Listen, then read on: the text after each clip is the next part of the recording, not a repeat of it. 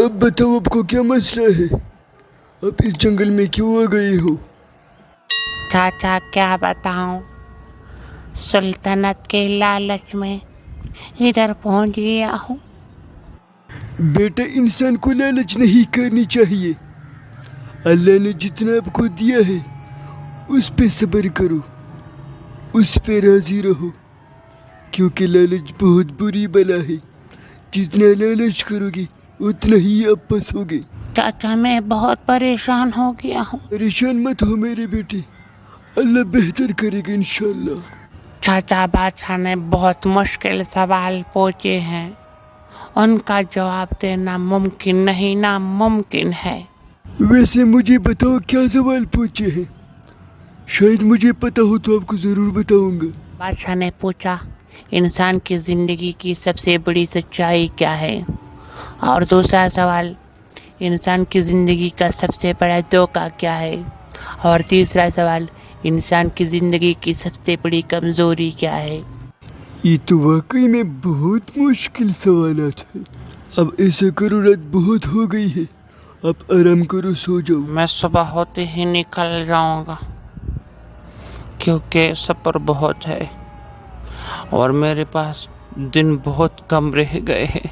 چاچا میں نکل رہا ہوں، دعاؤں میں یاد رکھنا۔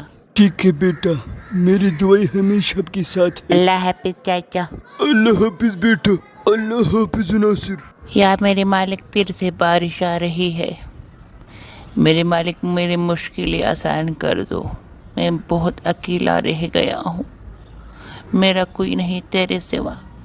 اے میرے خدا، اب میں کیا کروں گا؟ یہاں تو کوئی انسان نظر نہیں آ رہا، مجھے پیاس لگی ہے، مجھے بھوک لگی ہے، میں کیا کروں گا اب؟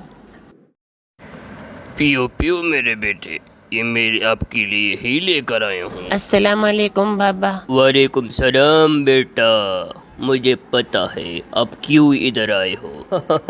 اب صحیح جگہ پہنچے ہو، آپ کو ادھر ہی آنا چاہیے تھا۔ بابا آپ کو کیسے پتا میں ادھر کیوں آیا ہوں؟ جو غلطی آج آپ نے کیا ہے نا بیٹا، یہ غلطی تو میں کب کے کر چکا ہوں۔ آپ کی 3 سوالوں کے جواب میرے پاس ہے۔ بابا آپ نے کیسے اندازہ لگا لیا کہ میں کون ہوں اور میرا مسئلہ کیا ہے؟ یہ دیکھو بیٹا، آپ کو سب سمجھ میں آ جائے گا۔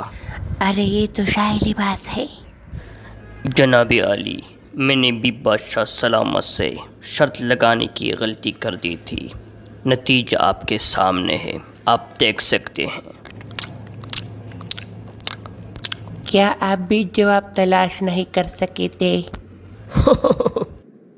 نوجوان، میرا کیس اب سے مختلف تھا، میں نے جواب بھی ڈھونڈ لیے تھے، میں نے جا کر بادشاہ کو جواب دے دیے، آدھی سلطنت کا پروانہ میں نے پھاڑ دیا اور آگ کے اس جھونپڑے میں بیٹھ گیا۔ میں اور میرا کتا مطمئن زندگی گزار رہے ہیں۔ یہ میں کیا سن رہا ہوں؟ او میرے خدا مجھ پہ رحم فرما۔ کیا آپ میرے سوالوں کے جواب دے سکتے ہیں؟ ہاں بالکل دے سکتا ہوں، 2 سوالوں کے جواب میں مفت دوں گا، لیکن تیسری سوال کے جواب کے لیے آپ کو قیمت ادا کرنی ہوگی۔ میں قیمت ادا کرنے کے لیے تیار ہوں بابا جی۔ تو پھر سن لو، انسان کی زندگی کی سب سے بڑی سچائی موت ہے۔ انسان کوئی بھی ہو، کچھ بھی ہو، وہ اس سچائی سے نہیں بچ سکتا۔ انسان کی زندگی کی سب سے بڑا دھوکہ زندگی ہے۔ ہم میں سے ہر آدمی زندگی کو دائمی سمجھ کر اس کے دھوکے میں آ جاتے ہیں۔ بابا جی آپ قیمت بتائیں نا، تاکہ تیسرے سوال کے جواب بھی مجھے مل جائیں۔ آپ یہ دودھ پی لو، تب ہی آپ کو آپ کی تیسری سوال کا جواب ملے گا۔ ارے بابا اب تو میرا مذاق اڑا رہے ہیں، میں کتے کا جھوٹا دودھ ہرگز نہیں پیوں گا۔ نوجوان، یہ آپ کی مرضی ہے، یا تو شاہی دربار کے جلاد تمہارا سر کاٹے گا، یا آپ کو یہ دودھ پینا پڑے گا اور تم آدھی سلطنت کی مالک بن جاؤ گے۔ فیصلہ بہرحال آپ کے ہاتھ میں ہے۔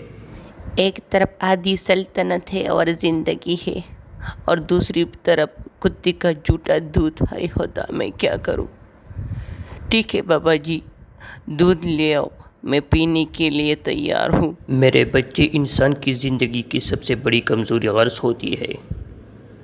یہ اسے کتے کا جھوٹا دودھ پینے تک پر مجبور کرتا ہے، اور یہ وہ سچ ہے جنہوں نے مجھے آدھی سلطنت کا پروانہ پھاڑ کر اسی جھونپڑی میں بیٹھنے پر مجبور کر دیا ہے۔ جان گیا تھا کہ میں جو زندگی کے دھوکے میں آؤں گا، میں اپنی موت کی سچائی کو فراموش کرتا جاؤں گا، اور جب میں موت کی سچائی کو فراموش کرتا جاؤں گا، میں اتنا ہی غرض کے دلدل میں دھنستا جاؤں گا، اور مجھے روز غرض کے دلدل میں سانس لینے کے لیے مجھے کتے کا جھوٹا دودھ پینا پڑے گا۔ لہٰذا میرا مشورہ یہ ہے کہ زندگی کی ان تینوں حقیقتوں کو جان لو، تمہاری زندگی اچھی گزرے گی بیٹا۔ بہت شرمندہ ہوں، اللہ کرے مجھے موت آ جائے، میں نے تو اپنی زندگی کو ویسے ہی گوا دیا ہے، اس سے تو اچھا ہے کہ میں مر ہی جاؤں۔